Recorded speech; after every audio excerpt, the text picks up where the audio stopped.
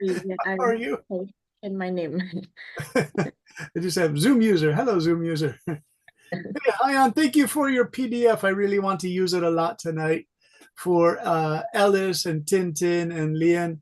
Hayan got this really good PDF on how it's becoming more and more easy for teachers and others to see that stuff is being AI generated. It's what we were talking about last week.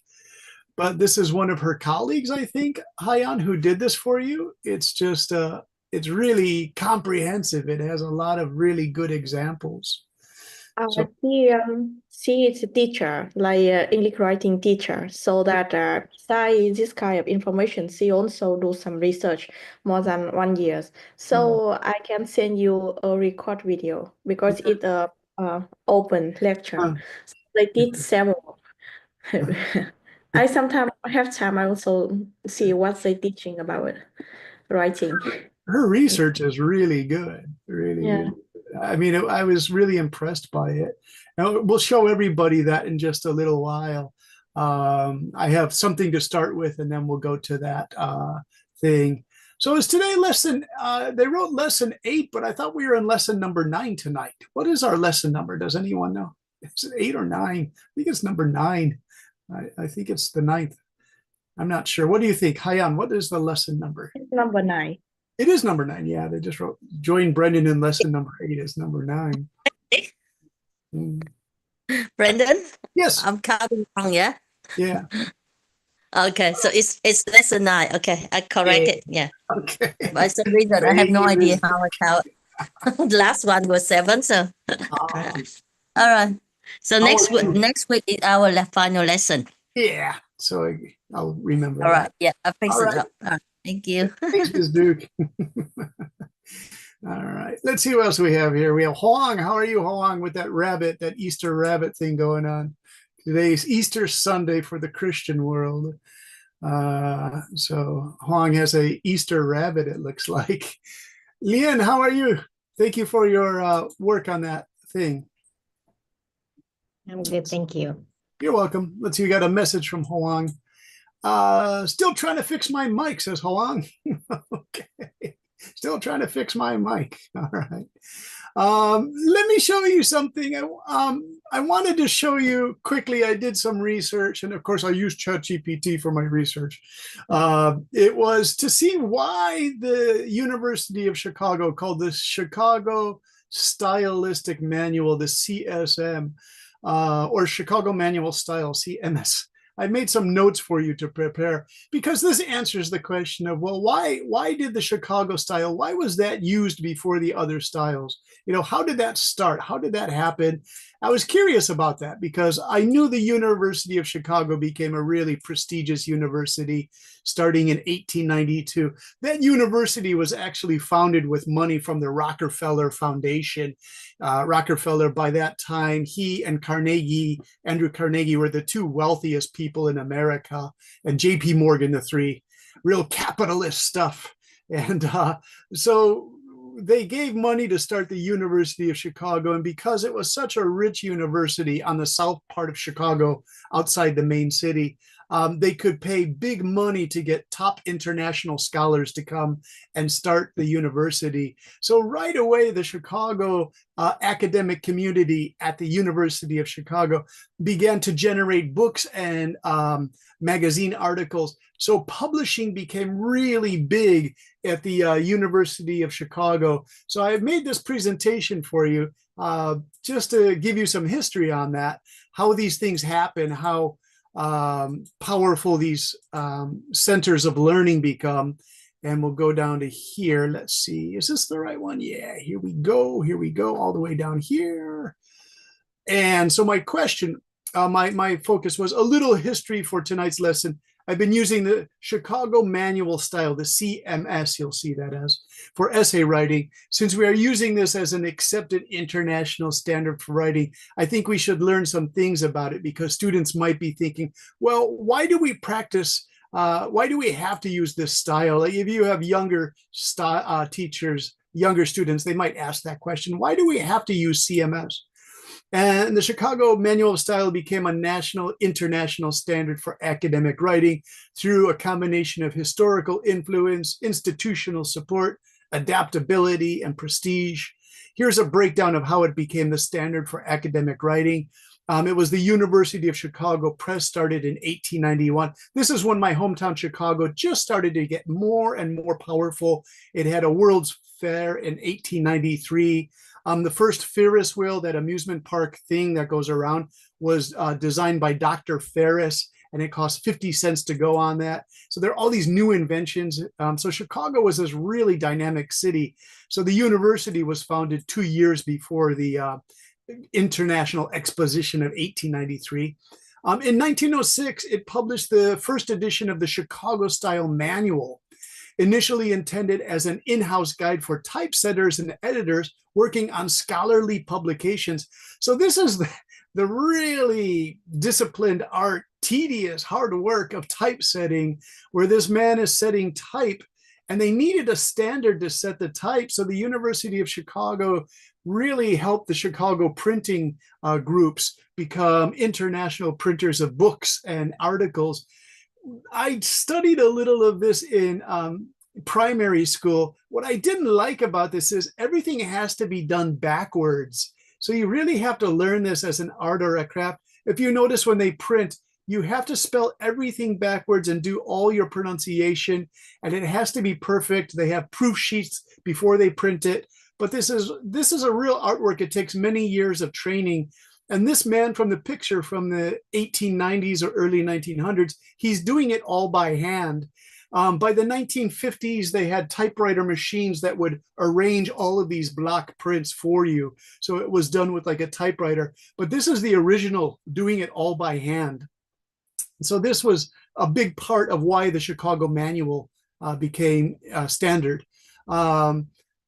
From the start, Chicago Style was tailored to the needs of humanities and social sciences, especially disciplines that valued source citation. So there were so many publications and so many researchers, especially in areas like physics, that they needed to have source citation to follow standards to see where the information was from, and extensive bibliographies for history, literature, etc. Its comprehensive nature made it a favorite for scholars needing detailed guidance on citation and formatting. This is when Europe and America really start having shared academic conferences, and they need a set standard for that. Institutional adoption. The University of Chicago was already a respected institution in fields like sociology, economics, and history. As scholars affiliated with the university published using CMS, its credibility and usage spread. It began to win Nobel Prizes in economics. So in economics, 9 University of Chicago people have won the economics prize. But one thing that this article from ChatGPT does not mention is that physics, aligned with Einstein's physics and the subatomic physics especially, that was very famous from the University of Chicago's research groups. So they didn't put that in there.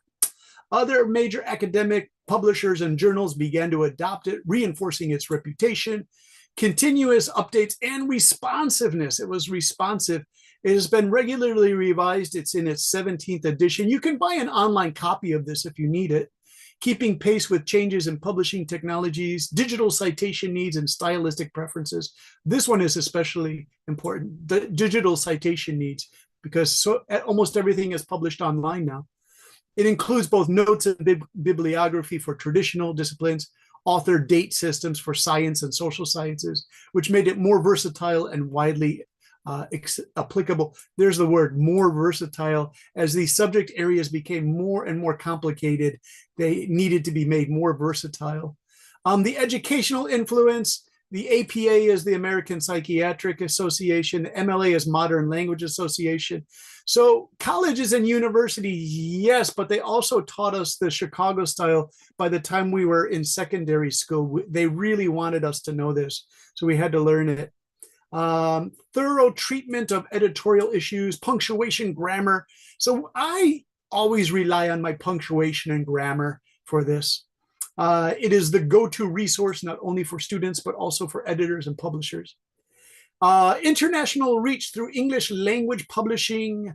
And it says, as English became the lingua franca of academia, CMS gained traction outside the US, especially among scholars publishing in English language journals or with international academic presses. So the languages to publish in, 300 years ago, it was Latin, then it transitioned to French, and then it transitioned to German for a lot of the science papers and literature. And then finally, English. English was the last one in the 1890s as England and Canada, Australia, America became so powerful that it became the lingua franca. So that means that expression means that French was used all around the world for hundreds of years, and even the diplomats spoke that. So lingua franca is an important expression to know. It comes from the power that French had in the 18th century or 1700s. French was used at the great courts for the kings and queens of Europe and as diplomatic language for people to communicate across nations and territories. So if you look at this picture here, let me see. Lian, do you see this picture? Who's the famous boy in this picture at the French court of a marquis or something in the 1700s? Who is the famous boy?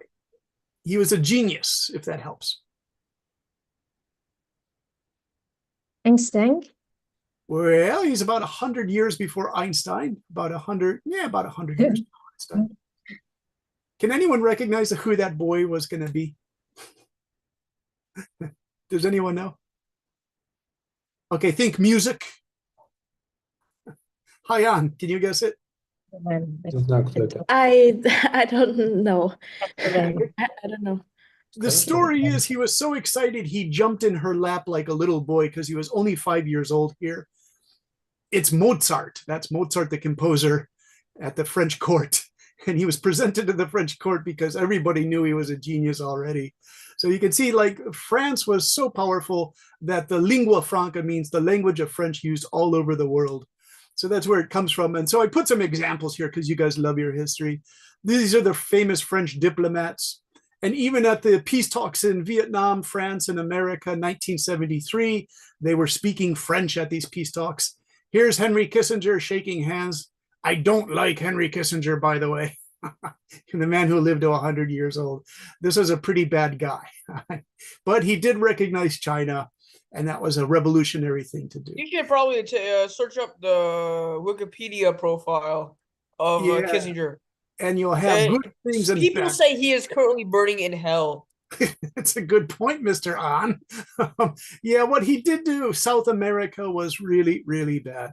All right, so summary. The Chicago style rose to international prominence due to its roots in a major academic institution, its usefulness for scholarly publishing, consistent updates, and broad acceptance in humanities education. While it competes with styles like APA and MLA, its depth and flexibility have helped it endure as a global standard. I'm looking at this, this is from ChatGPT. I'm wondering, could I quickly rewrite this? Chicago style rose to international prominence, rose to international prominence. I would say became recognized as a high quality reference. Reference work, reference, just reference source, okay. Okay. Due to its roots in major academic institutions, due to its foundation. So I would say this was a result of its early foundations in American academic schools. Okay, and so on. So do you see, I just took these, I didn't like the way, it's not that I didn't like, but as a skill, we're learning this, how to get away from ChatGPT. So this is an excellent opportunity to go to this wonderful PDF that Hyan provided for us. And I read all through this, and I really, really, really like this, Hyan. I thought this is amazing work. Hyan, do you know this person directly, or is it just someone? I know where she worked because it's one of the most famous Russian university which study taught student about European style. So she very famous. I know her. Okay, so it's Sophia Oh, Sadowski.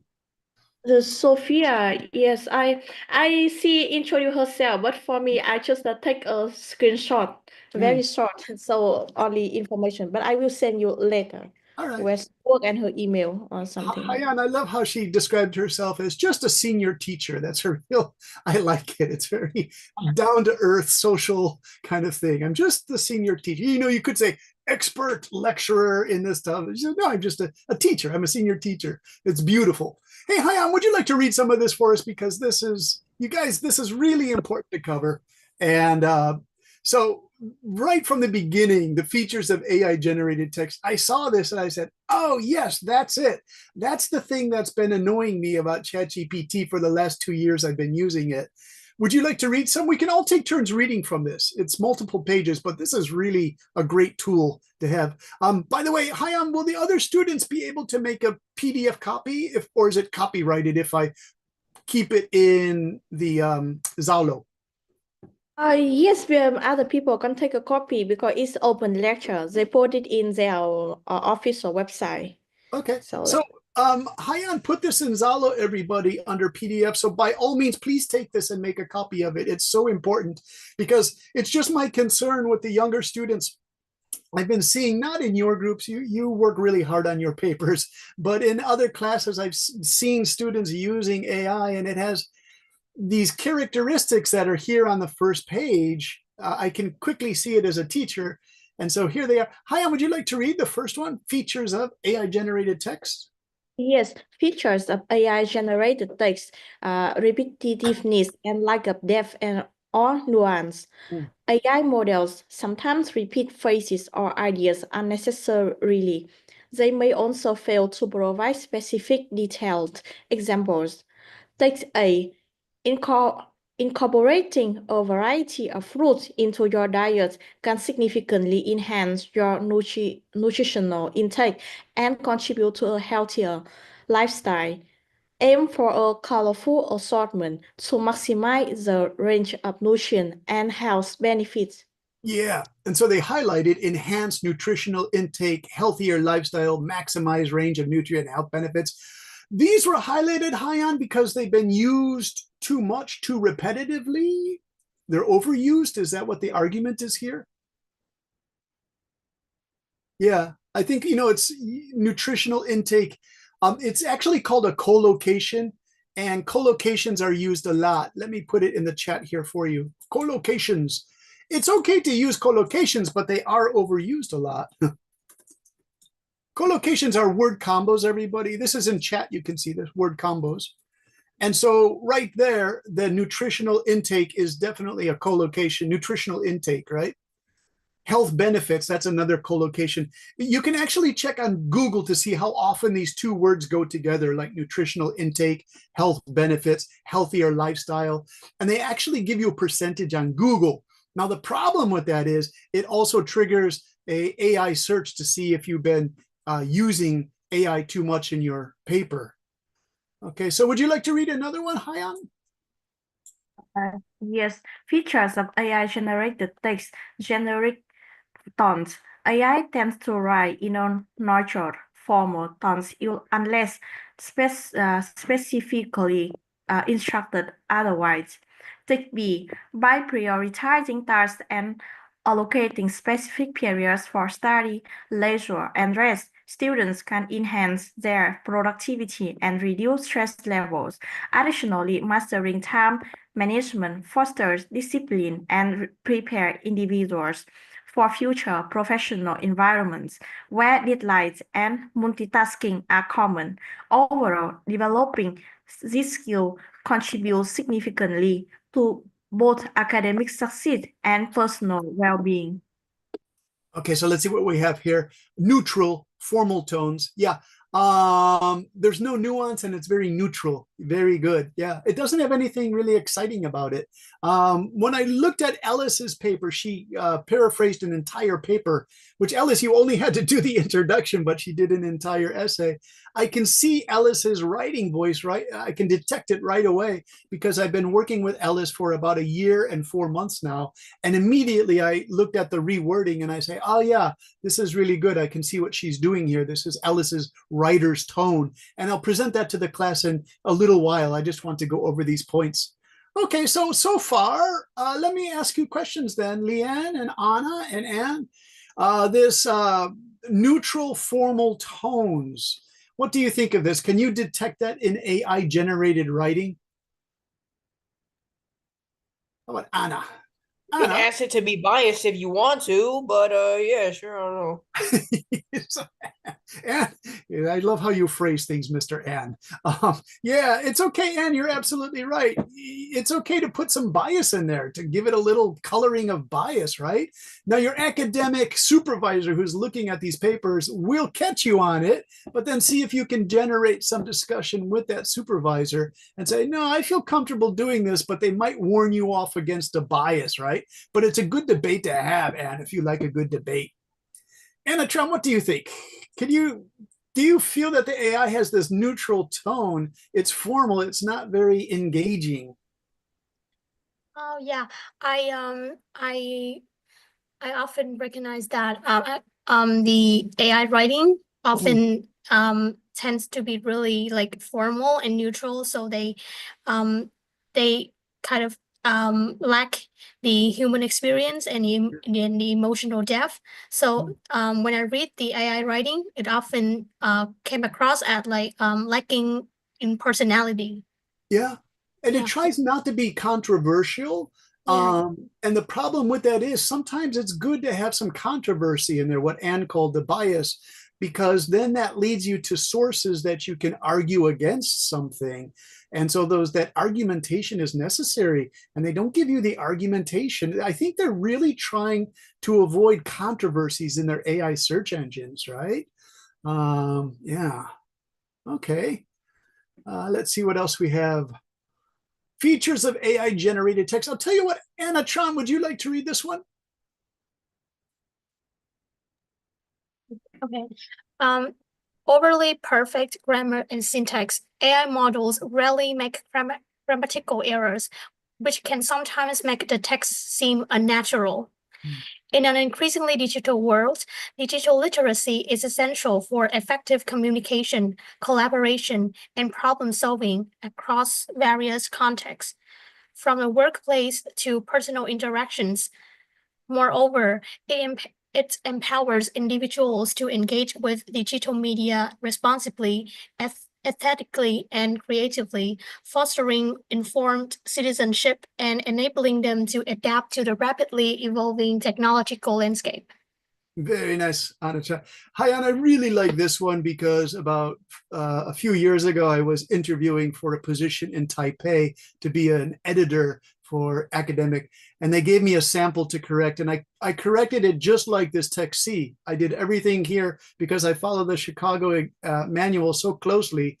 We had really strict teachers in secondary school and college. So this is like, I can do this while I'm sleeping, or, I just know how to do it really well. And the Taiwanese person said, did you use AI to do your sample proofreading?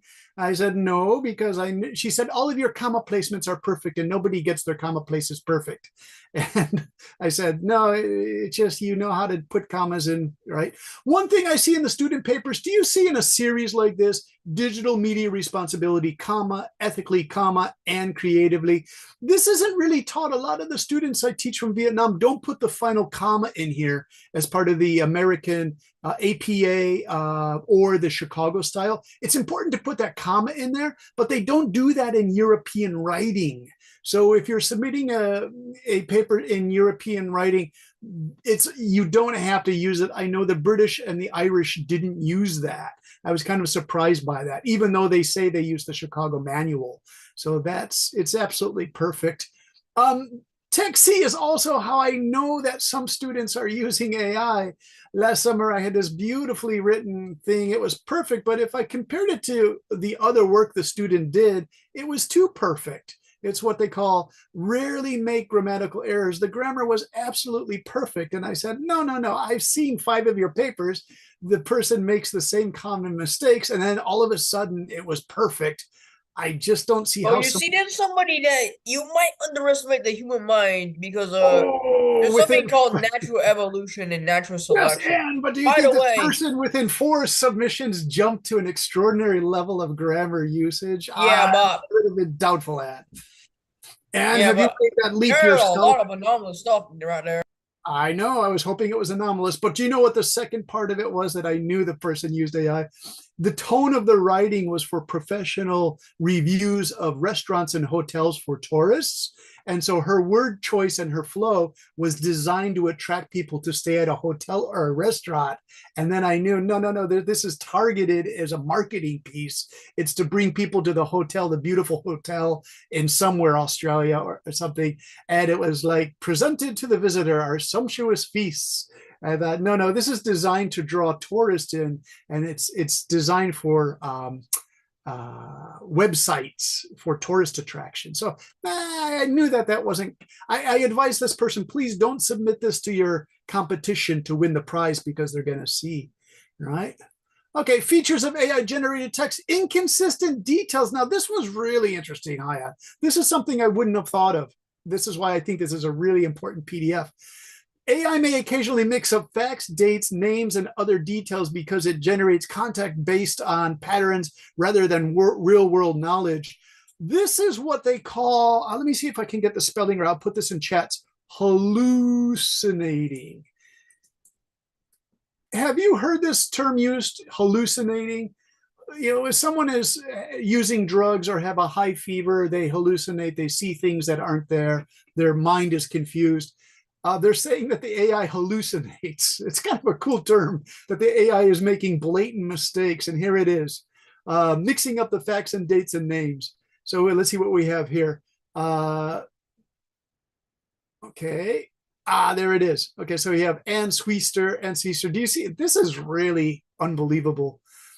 It's sort of this. Do you see this here and this here? It crisscrosses and it makes a really obvious error, especially if you're a professor or your committee that reviews your thesis or dissertation. If they know these as outstanding scholars in a field, they're going to say, what are these names? You know, this would be really weird. This would be like you have Albert Einstein. All right. So Albert Einstein, and then it writes Stein ein Alberto. Stein ein Alberto. Who? Oh, Albert Einstein. Okay. So it's like a really crazy thing that it does. All right. Absence of original thought. Okay. Sorry, Now this Mr. Brendan, what's wrong yes. with the name? We don't get it. You didn't get it? What? Who's talking? Who is that? Yeah, I'm Hui. Okay. What's wrong with the name? I think I thought this was like English family name. No? What they did here is we have denser B, but do you see this one, Sweetster E, right? And then they have Yes. Benecki S, and then this person B again. Haya, I mean- what is specifically wrong with this? Did they mix this as This wrong because it hallucinate the source. Actually, they have only one source. Then C, G, B, and maybe one of the two author. It only have one correct source. That C will introduce later because in the second part she will rewrite this. Oh, I thought what they were doing. I thought the AI created an anagram, you know, where you mix up the letters of a name just to make it funny, like Alberto Einstein, Stein on Elb or something. No, she's going to explain that later. Okay, so that's a good point. Very good. Hui, are you there? Was that Hui? Yes, I'm here. Sorry. Thank you for that. Yeah, so we're going to explain that later. I'm sorry about that. Okay, No, I it's thought fine. Thank you. something else. Okay, we'll explain that a little bit later. Lacking originality, creativity. Yeah, okay, this is interesting. I saw in some student papers last summer in a writing course that some of the phrasing was identical in 4 different papers. It was like almost identical thought train, and the flavor and the nuance. It lacked originality and creativity. The first paper I read sounded really good, but then 3 more used almost the same phrasing. So there was no originality or creativity there. Hi, can you read this one here? The combination of different sources without adding new insights. Yes, unlock your future at the SSE. Discover a world of opportunities at the High School of Economics. We don't just teach, we shape leaders. Join a vibrant community of thinkers, innovators, and change makers from around the globe. Join the legacy of excellence. Step into the iconic halls of Moscow State University, where tradition meets innovation, with a rich history dating back to 1755. MSU is Russia's premier institution, preparing you for a world of possibility. Here, she making like she asked ChatGPT to create slogan for the website of the university, but from different university it lies the HSR and the MSU, but they have the same words like the words of opportunity, the Yes. words of possibility, and Yes. innovators and innovation. So Ah. the no new idea here. Yeah. Very good. Very good. So on the second one, join the legacy of excellence. Step into the iconic halls of Moscow State University, where tradition meets cutting edge research, I'm thinking might be better, or research at the frontiers.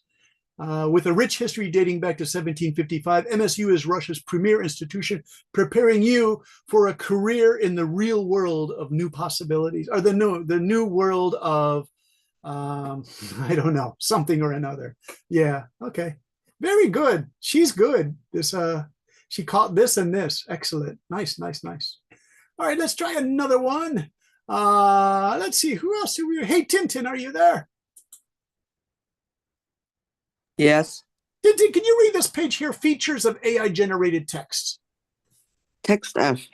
Here are some peculiarities that make effective marketing headings stand out.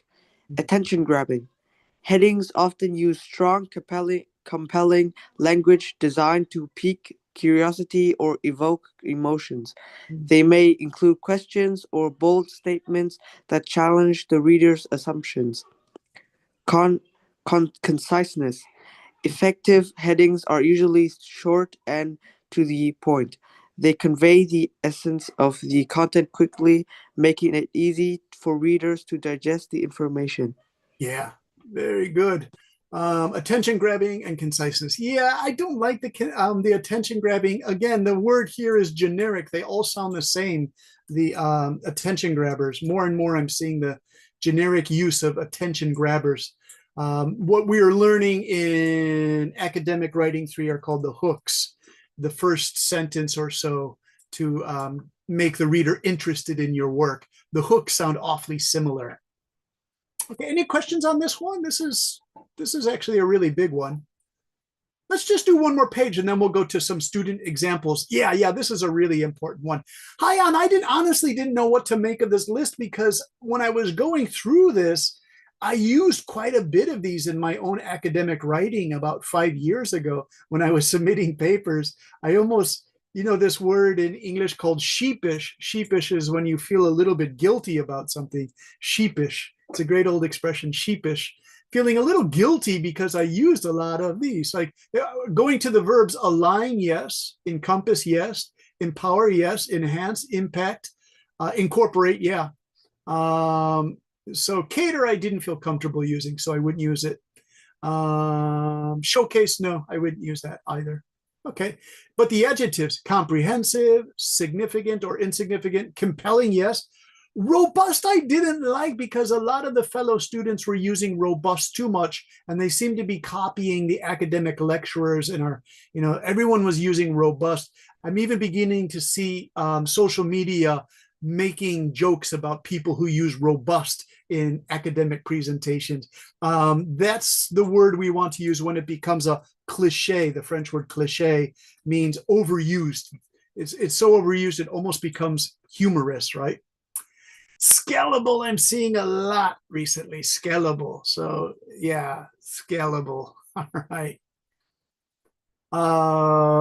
Verb plus. Aim to explore, yes. Foster creativity, yes. Play a significant role, yes. Tap into the power, that's more business. I don't quite like that. Continue to evolve, yes.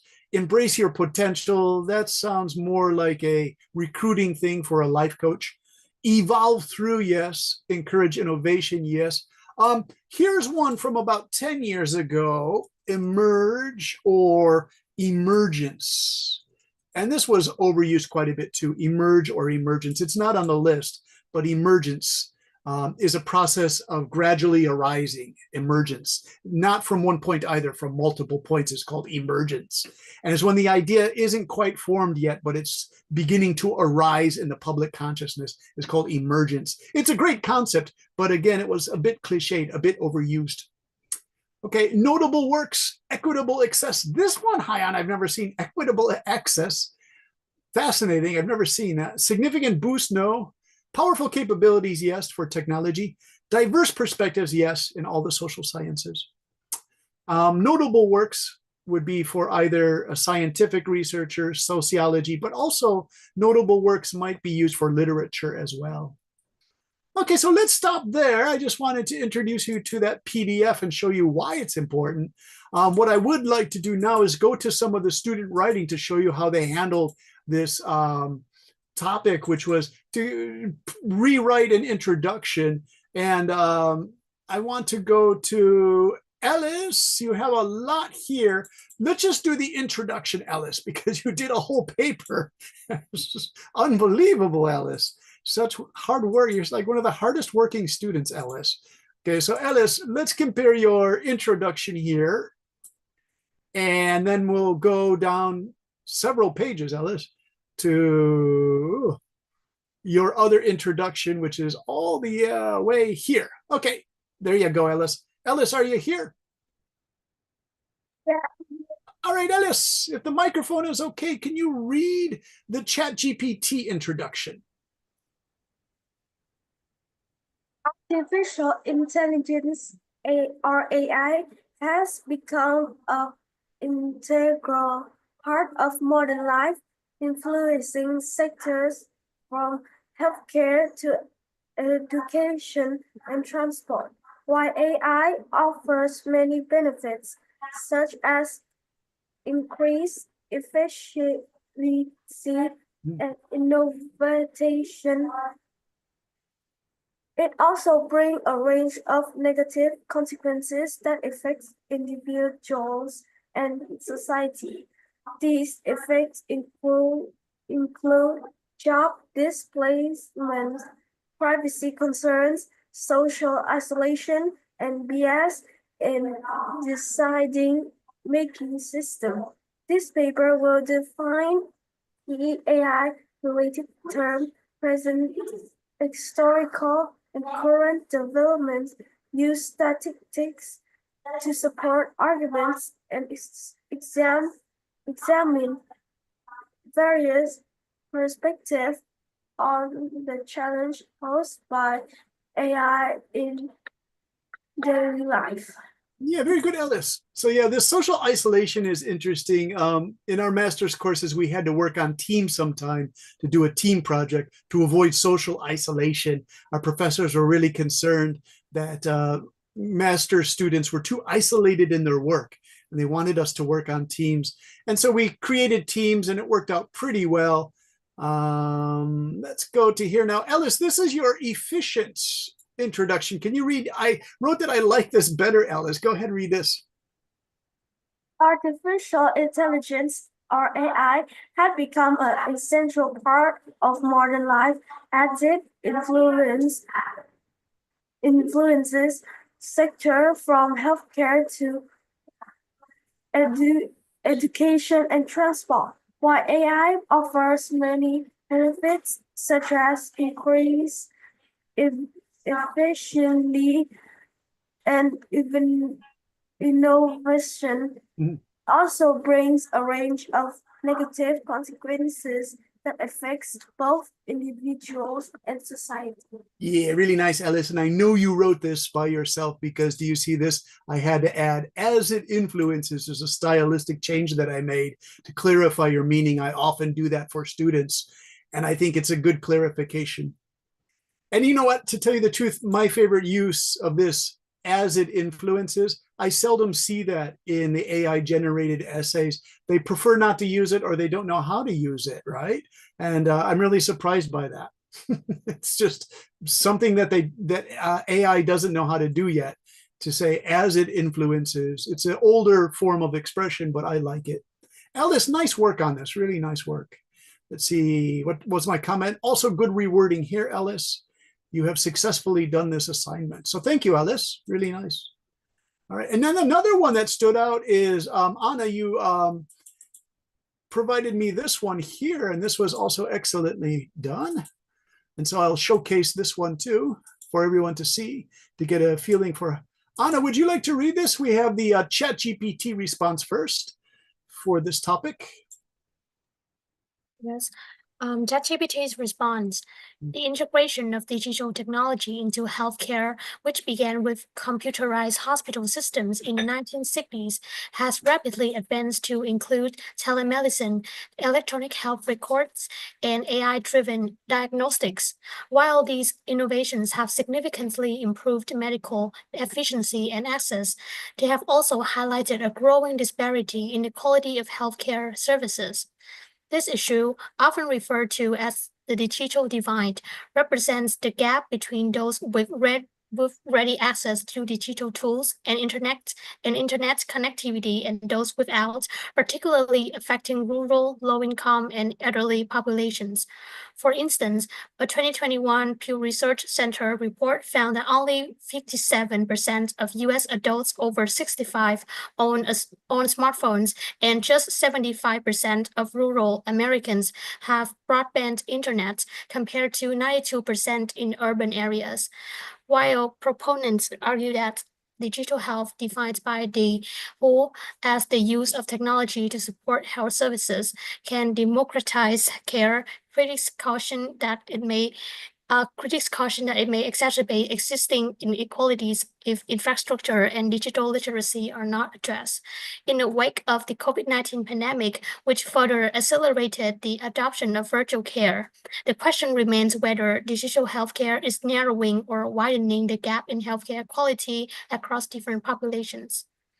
Very nice. Now, Anna Tran, did you use the subscription based or the free ChatGPT 3.5 or 4.0?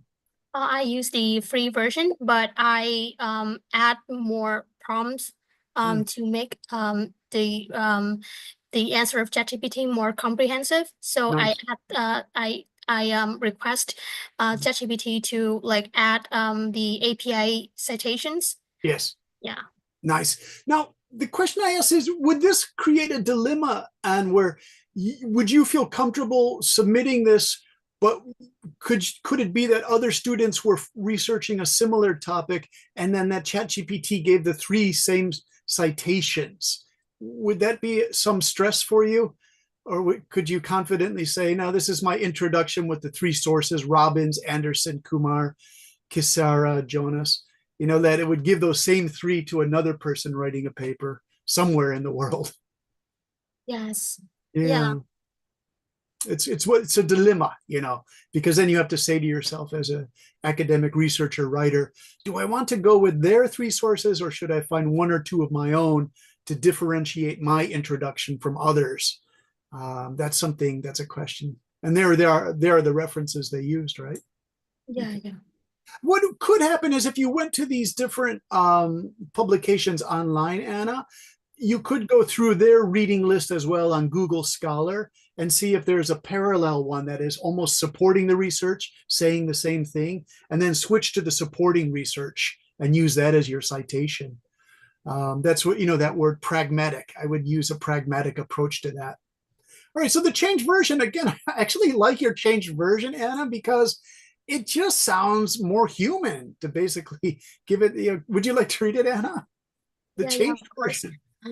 Digital technology has been an integral aspect of healthcare, with the beginning of computerized hospital system in the 1960s that opened a new era of digital health technologies, including telemedicine, electronic health records, and AI-driven diagnostics.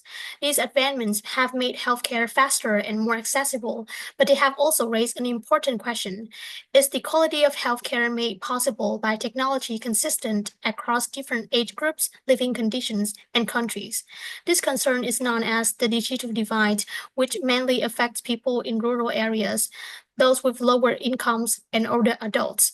For example, a report in 2021 said that only 57% of adults over 65 in the US have smartphones, and 75% of people in rural areas have fast internet, compared to 92% in cities.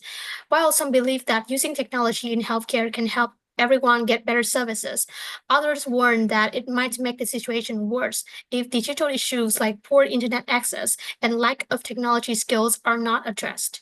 After the COVID-19 pandemic, which accelerated the use of virtual healthcare, we are still left to question whether digital technology will promote or hinder healthcare equality. Yeah, this is wonderful, Anna. I really, especially clauses like this, it's constructed really well. While some believe that using technology in healthcare, I like it so much because I use the same while clauses, Anna.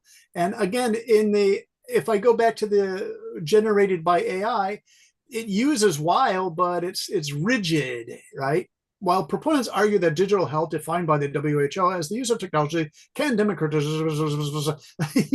your version is just wonderfully simplified and straightforward, and it just works so much better. Let me read it one more time. While some believe that using technology in healthcare can help everyone get better services, others warn that it might make the situation worse if digital issues like poor internet access and lack of technology skills are not addressed. Yeah, I just can't see AI at this state of its development providing a really well-written passage like that, Anna. So congratulations, it's really good. Thanks. So everyone, and I actually sent you like another version of my introduction writing. That is like the my own writing. So I research and I use my own citations. Okay. Yeah, and yeah, that's one I like the best because it provides the rationale behind choosing this prompt. Oh, let me get it. I have both. I put them both in my folder. I said it was the same thing, but I didn't recognize it. It says also checked, but it's actually different. I didn't notice that. Sorry about that. Here we're going to do Anatron also checked. If I can get it here, and I'll share the screen for this one. And the one that says also checked. All right, so we had the response here. Is the disparity between. So this was pretty much the same, Anna, here. No, actually, it's not this file. I sent two different files. Okay, yeah, this one I thought I corrected. I'm having a difficult time finding it here, though. Let me go back to Zalo, and then I'll share. Now, I have to be careful with Zalo because when I share the screen with Zalo sometimes, it knocks me out of the Zoom. If that happens, I'll be right back, I promise. There's some compatibility between Zalo and the other thing that causes problems. Okay, so thanks, Hi On, for putting those all in there. And Hoang, I wanted to talk about yours in just a moment. So Anna, we have two. Which one should I choose? I forget which is which. Well, I tag your name in the file. Did you see that? Let me see. Is it upper or lower? I'm not sure. Upper. Right here? No, like upper. More? Yes. Yeah, more. Oh, okay, more. Here. The work 6. And is that it? Yeah. Okay, so I'll type on it. Let's see what we have. All right, and then we're going to hit share. And I believe it's right there, right? HW6. Okay. So, and I'll let you, I'll make it bigger, of course. Okay. So with this paper, what did you do on this? What would we call it? This draft? Oh, yeah. Now I see it because you're talking about telecommunications. I'm sorry. Okay. And so this one you felt more satisfying because of the citations? Well, I felt I like this introduction more because it is it is the way I because when I read the prompt, I have a concept in my mind, how digital disparity affects health outcomes, and that's why I introduced the key terms, and I introduced the problem in, I think, in a more natural way, because that's how the way I think. Yeah. Compared to ChatGPT, I think it's more, it lack the thinking process. You know, what's interesting about this, Anna, is I also do double citations. And one of my professors from Cambridge, very traditional guy, he said, Brendan, please don't do that double citations. I don't like it.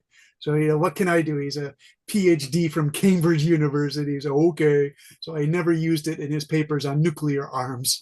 But I like, and I do like to do this. It's so much more efficient, double citation. Anna, would you like to read it? Because this is a really good rework as well. So this version is digital healthcare has been rapidly advanced since the late 20th century and has been implemented in a wide spectrum of healthcare scenarios to improve patient care through the use of technology such as telemedicine, mobile health, and electronic health records, and artificial intelligence. While the advancement of technology is commonly perceived as a powerful tool for empowering patients by providing them with greater options of healthcare services and the autonomy in taking care of their own health, another phase of digital technologies that is lesser known in its role in silently perpetuating and reinforcing healthcare inequities. Healthcare inequities refer to differences in health conditions or healthcare resources distribution among different patient groups, driven by social determinants of health and systemic flaws within the healthcare system, contributing to unjust variations in health outcomes. According to a comprehensive report by the International Telecommunication Union, the UN Specialized Agency for Digital Technology, approximately 2.6 billion people around the world remain offline. In that same year, 93% of the population in high-income countries had internet access, while this percentage in low-income countries is a modest number of 27%. These staggering figures highlight the widespread inaccessibility of technology in many parts of the world and how digital exclusivity can potentially adversely impact healthcare services. This issue, known as the digital divide or digital disparities, refers to the unequal access to information and technological services across different socioeconomic, geographic, and demographic groups. In this essay, the relationship between healthcare inequities and the digital disparities will be examined by discussing the contributing factors that sustain these gaps and exploring how they lead to inequitable health outcomes in different populations. Very nice. I love this expression here, Anna. These staggering figures. It's great because it adds emotion to an academic subject. I say by all means use that. You know, it's good to use a strong statement. Again, sometimes academic papers don't have enough feeling to them, and by adding these staggering figures, it really hooks you in as a reader to pay attention. Also, again, Anna, I really like the while clause. My advice to the students tonight is if you can really work on these while clauses, they're just excellent ways to set up complicated ideas and then to modify that idea. So let me read it again in this case. While the advancement of technology is commonly perceived as a powerful tool for empowering patients by providing them with greater options of healthcare services and the autonomy in taking care of their own health, it's long, but the while sets it up. It sets it up, really well. Comma, another face of digital technologies that is lesser known is its role in silently perpetuating and reinforcing healthcare inequities. Yeah, even this, another face, this is your own style, Anna, and it's really good. It just brings like a lot of humanness into this paper. So excellent work on this. All right. Now, Hong just submitted this. He said, teacher, take a look at this. I have to use Hong because Hong, you gave us a nice quality thing here. And so let me go through my thing, save that. And then where is Mr. Hong? I just opened your file. And one moment, please. And let's see, one moment. Oh yeah, okay, here we are. Okay, Hong, is your microphone working okay? Is Hong there? Hong? Hong, are you there? All right, let's see what Hong wrote here, because I want Hong to have a chance to participate in the class. So we have this here. Abstract introduction, AI and artifact sorting, AI interact identification, changes, conclusion, references. Okay. Hong, where are you? I want to ask you about this. Hong submitted this here and then left this personal note, which is kind of funny. And also, I do know what these words mean. I studied for the WSC debate topics about the benefits of AI sorting and found these papers searching Google Scholar and other stuff. CNNs are used to sort stuff out by using a neural learning algorithm and NLP to find sources or context in other papers like ChatGPT. So I'm just wondering how you would put that in as a note, Hong, if I copy this here. If we went to your references, it's okay to put this in as a note, but just for example, I'm not saying it goes here, Hong, but you might do this for your supervising professor in such a case. I would take, Hong, I would probably take this out. And then do you see this note is perfectly acceptable to put into a footnote where the citations, to put this, like let's say you had this here, you could put this all together here. All right. But I wouldn't make it so personable. I wouldn't make it so user-friendly. I would kind of put it just like that. If you're here, Hong, I don't see you. Where is Hong on? Okay. So that's my only recommendation for Hong's thing there. And Hong's topic was the integration of AI into archaeological practice. Ooh, very nice. Very nice. Okay. All right. Any questions? We covered a lot tonight. I'm trying to think for a homework based on what? Hong said, I'll try to chat. That's not mine.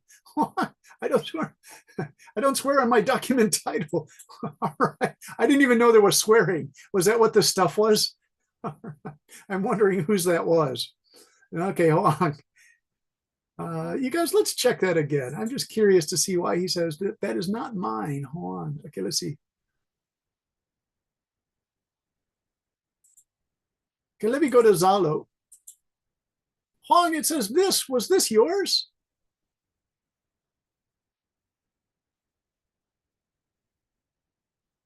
Oh, it was Oot. Nguyen T. Oot. Okay. That's what he meant of this here. Okay. I get it. Okay.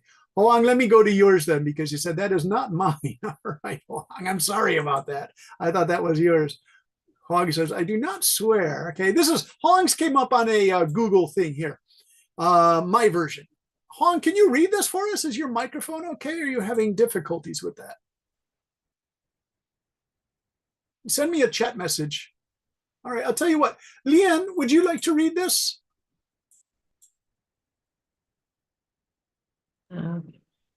I cannot see the share screen. Oh, I'm sorry. Yeah, I'm on the wrong share screen. So, okay, one second. Stop that share and then do this share. And okay, yeah, sorry about that. Okay, and there it is in Google Chrome. All right, here he is, Mr. Luong. Hoang. Can you read the AI version, then my version? This will be the last thing we do for tonight. Okay. In recent years, the clash between cryptocurrency and traditional stocks had become a central debate among investors, especially younger ones seeking for both freedom and finance independence. While crypto promised fast gain, decentralization and the thrill of innovation, traditional stock offer time-tested stability backed by real businesses and regulatory framework. For those interested in long-term investing like Warren Buffett, approach of analyzing fundamentals and holding asset for years, the stock market still stand at the reliable choice at the reliable choice. Yes, for many in Gen Z, crypto feel like a rebellion against slow return and outdated system. The real question isn't which is cooler, but which carries the greater risk and what kind of risk we are talking about. It price uh, volatility, lack of regulation, or susceptibility to emotional decision making.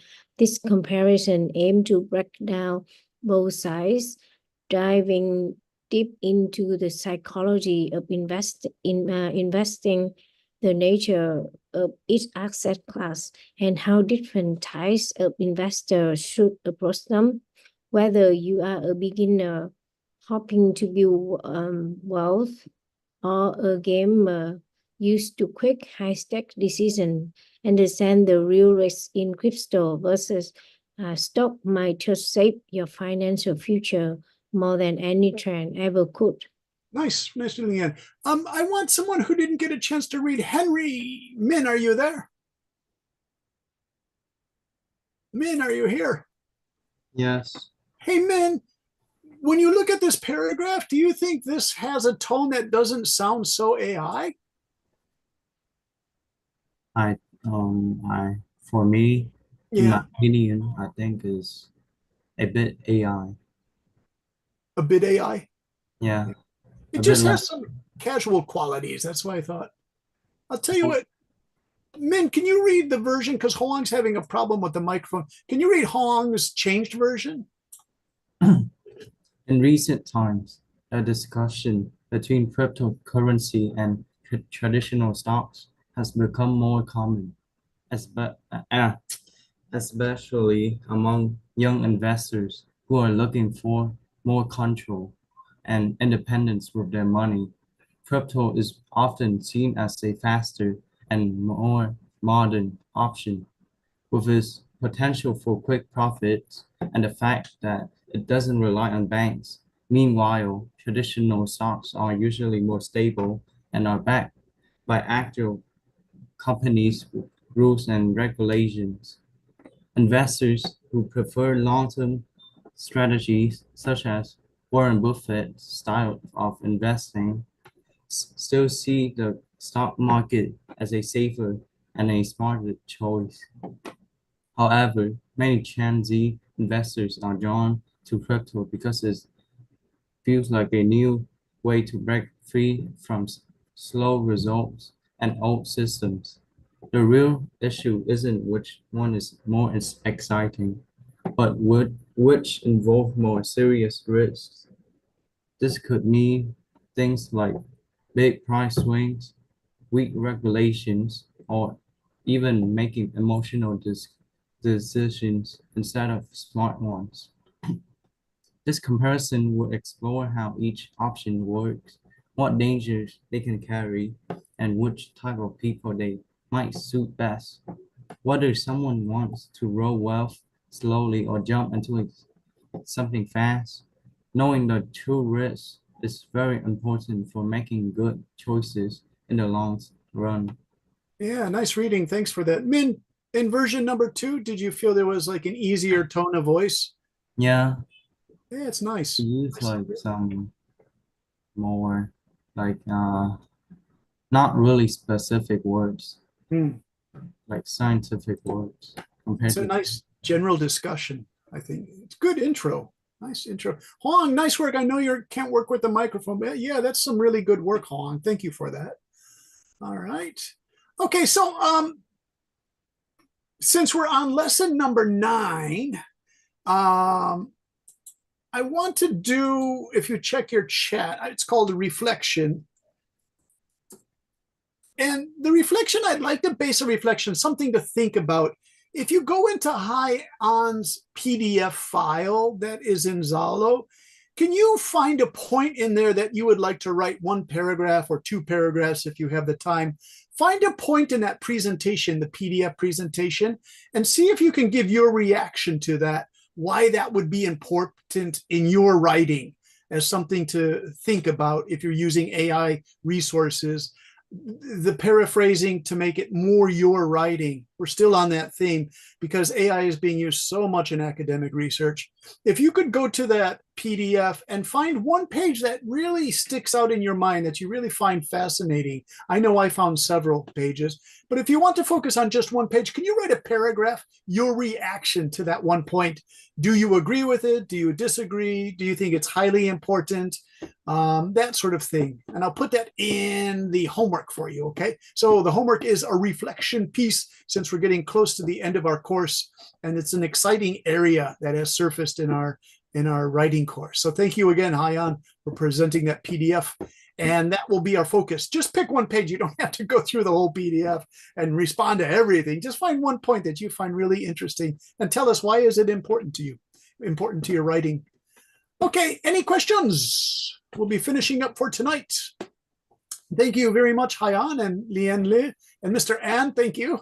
Anna Tran, thanks. Hui, thanks. I already didn't call on you enough tonight, Hui. I promise next week I will, Hui.